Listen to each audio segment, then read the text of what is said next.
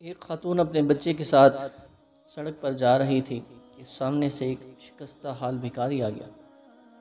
اس نے بچے کو کہا، دیکھو اس بھکاری کو، اگر تم پڑھو گے نہیں تو اس بھکاری کی طرح بن جاؤ گے۔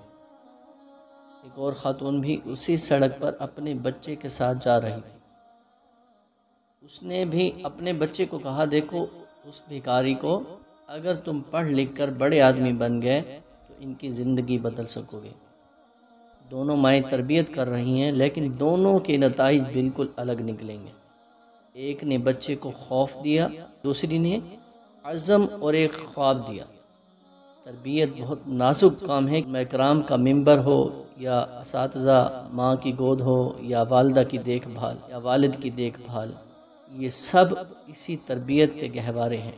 لہٰذا تربیت کو مثبت انداز دیں۔